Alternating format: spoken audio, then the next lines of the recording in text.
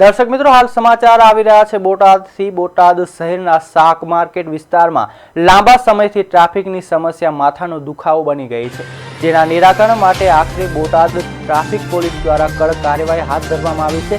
જિલ્લા પોલીસ વડા ધર્મેન્દ્ર શર્માની સૂચના મુજબ ટ્રાફિક પીએસઆઈ એમ રાવલ અને પીએસઆઈ ચૌધરીની ટીમે શાક માર્કેટ વિસ્તારમાં ચેકિંગ કર્યું હતું। આ ઓપરેશન દરમિયાન રોડ પર અડચણરૂપ લારી ગલ્લાઓ હટાવવામાં આવ્યા હતા, તેમજ ટ્રાફિકને અવરોધતા વાહનોને દંડની કાર્યવાહી કરવામાં આવી હતી। કડક અધિકારી તરીકેની ઓળખ ધરાવતા મહિલા પીએસઆઈ એમ રાવલે તેમને જવાબ કીધું છે કે ટ્રાફિકના નિયમોનું ઉલ્લંઘન કરનારાઓ સામે કોઈ પણ પ્રકારની શરમ રાખ્યા વગર આગામી દિવસોમાં પણ કડક કાર્યવાહી યથાવત રહેશે।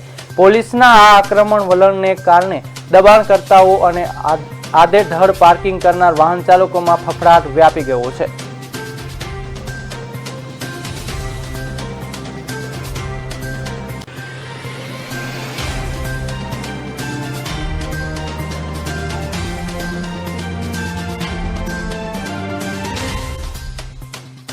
હું બોટાદ જિલ્લા ટ્રાફિક પીએસઆઈ એમ રાવલ સાહેબ છે પીએસઆઈ ડીડી ચૌધરી સાહેબ સિટી ટ્રાફિક।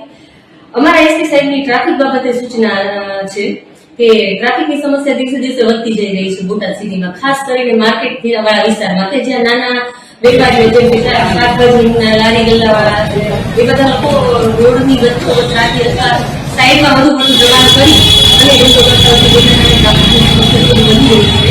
તો અમે એક વખતે આજે ડ્રાઈવ કરી